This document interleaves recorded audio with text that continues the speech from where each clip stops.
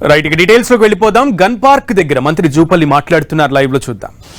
బరిగీసి కొట్టాడుంది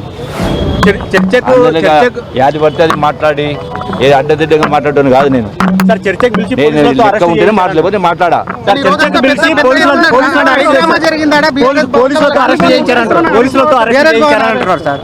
నాకెక్కారు మన చేతికి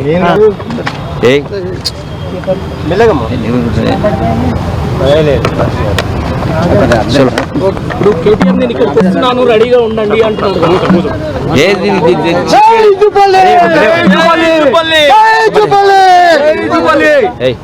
కొంచెము ఇప్పుడు ఏదైతే కాళేశ్వరం ప్రాజెక్టు కానీ మిషన్ భగీరథ కానీ ఏదైతే లోన్ తీసుకున్నారో ఇవి ప్రజల దగ్గరికి వెళ్ళి కట్టిస్తారా అనే మాట ఉదాహరణ సమాధానం చెప్పు. ఎందుకు ఇంత డొంగ సమాధానం?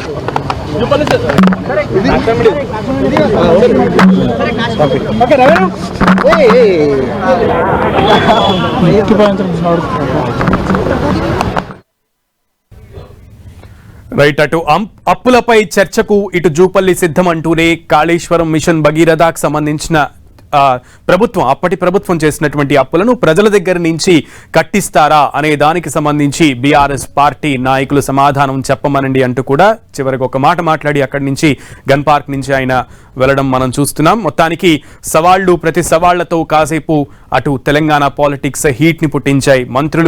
మాజీ మంత్రులు వర్సెస్ మాజీ మంత్రులు అన్నట్లుగా కూడా ప్రతి సవాళ్లు కొనసాగాయి. మాజీ మంత్రులు కూడా చర్చకు సిద్ధమంటూ అటు బీఆర్ఎస్ పార్టీ కార్యాలయం తెలంగాణ భవన్ దగ్గర కూడా ఉద్రిక్త పరిస్థితులు నెలకొన్నాయి. స్టిల్ ఇప్పటికీ కూడా కేటీఆర్ అక్కడ వేచి చూస్తున్నాను అంటూ కూడా అక్కడే ఉన్నటువంటి పరిస్థితి మంత్రి జూపల్లి కోసం. మరో ప్రక్క ఇటు మంత్రి జూపల్లి గన్ పార్క్ కి వస్తాను అని చెప్పిన నేపథ్యంలో గన్ పార్క్ దగ్గరికి హరీష్ రావు తెలంగాణ భవన్ నుంచి బయలుదేరిన క్రమంలో ఆయనని అక్కడ పోలీసులు అడ్డుకుని అక్కడి నుంచి కూడా హరీష్ రావుని తరలించడం కూడా మనం చూసాం. ఈ నేపథ్యంలో హరీష్ రావు 10 టీవీతో స్పందించడం కూడా మనం విన్నాం. పోలీసులను అడ్డు పెట్టుకుని తెలంగాణ ప్రభుత్వం నిజాలని ప్రజల వద్దకు వెళ్లకుండా అడ్డుకుంటుంది, సవాళ్లు చేసి వెనుదిరుగుతోంది, సమాధానం చెప్పలేక పోలీసులను అడ్డు పెట్టుకుని తమ నోర్లను నొక్కాలని చూస్తోంది అంటూ కూడా బీఆర్ఎస్ మాజీ మంత్రిగా ఉన్నటువంటి హరీష్ రావు పోలీస్ వ్యాన్ దించే 10 టీవీతో స్పందించడం మనం చూసాం. మొత్తానికి బీఆర్ఎస్ అయితే ఈ తదుపరి కార్యాచరణ కూడా ప్రకటించింది. ఈ సవాల్కి సమాధానం దొరికేంత వరకు కూడా ప్రజల్లో ఈ ఇష్యూని తీసుకెళ్తామంటూ కూడా హరీష్ రావు తెలియజేశారు.